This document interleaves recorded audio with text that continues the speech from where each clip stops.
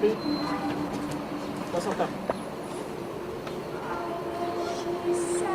I think it's very important to look forward.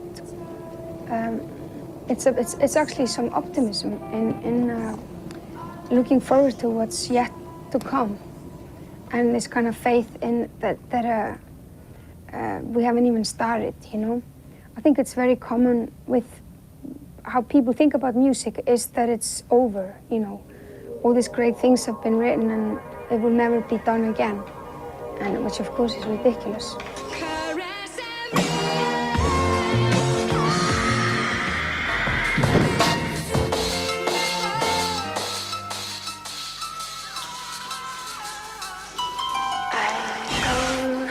At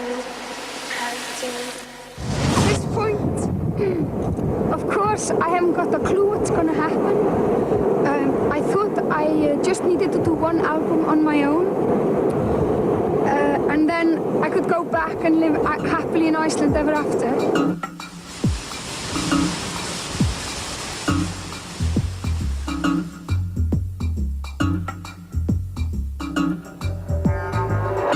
Each of my albums stand for different, like a couple of years in my life, and there's so many things involved.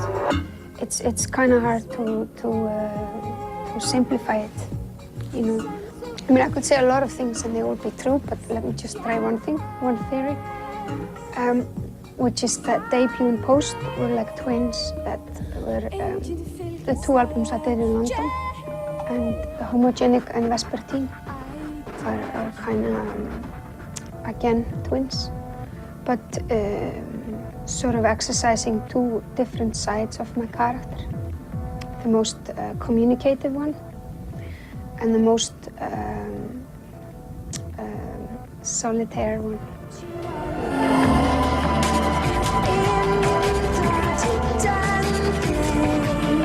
I think I was trying...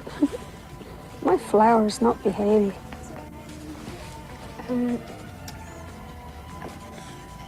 Yeah, I think I was trying to make an album for the home.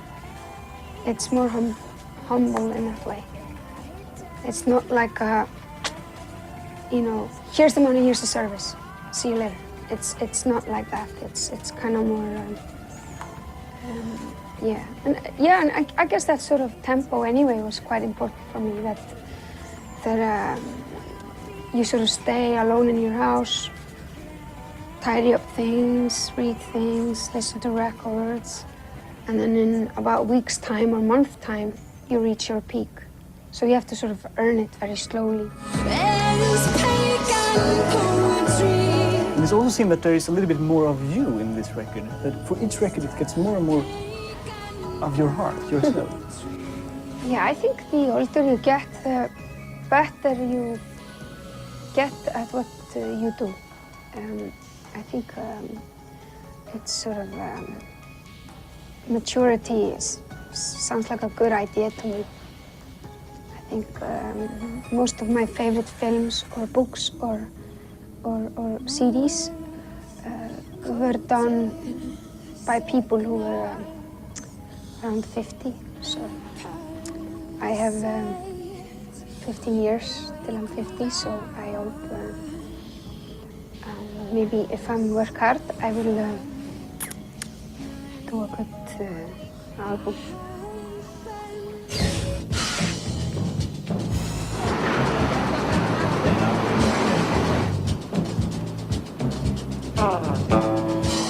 I waited on her 3 times. Now, other people have waited on her as well, so she's been here a lot. Okay, I saw her have a Caesar salad with grilled shrimp. Actually, it's really funny. She actually she was wearing a pink business suit, the one outfit I do remember. And I was standing at the bar and I was like, wow, dude, that looks like Björk maybe in like 15 years. And then I was like, doo-doo-doo, and I walked over and I was like, no, that's her now. Like, and I was like, no, that's really her now. So it's funny, she looked older because she had like... I think it's a good idea to make CD players small, but we always have the same size ears, so it's pointless to make them smaller. Well, until our ears get smaller.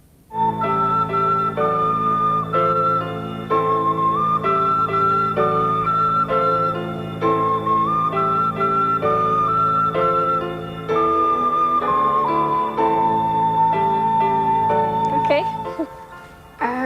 It's a song I wrote that came on an album when I was 11. I probably wrote it when I was about 9. For some reason, I'm never interested in old stuff.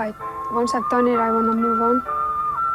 Also, I just hear the mistakes, so it's not very uplifting. This is a fly. I was in Greenland and we had thousands of mosquitoes. And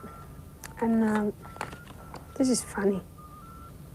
I got really good in you can really train your mosquito killing reflexes.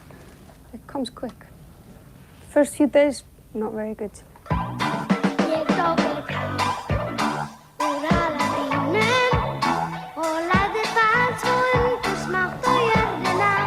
Little parts of that sort of young fame that were excellent.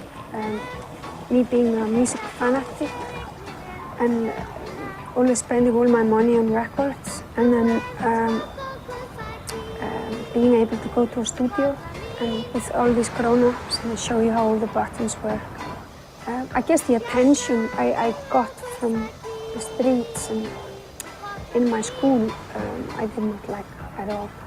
And I think it would be a different case if it would have been my music, but I only wrote one song and then I just sang, and then other people did all the work, so I always felt guilty when people were kind of adoring me or whatever because it wasn't my work. So I sort of made a promise that I wouldn't put out another record that said Björk on it unless I did most of the work. Who were you in school? I don't know. I mean, how I remember it in school, I was, I guess, sort of the eccentric in the back. But I was never teased or anything. For some reason, people just left me in peace. Maybe just because I was kind of euphoric most of the time, kind of in my own bubble. So it didn't really threaten anyone, I guess. What was your favorite subject in school? Mathematics.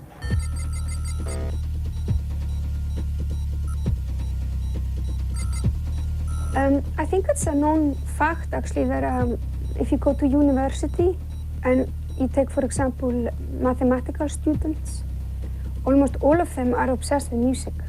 And you go to the physics department, and none of them are. They're more into how things react to each other, like theater or social things. In a way, music and mathematics are very similar. I mean, who could explain that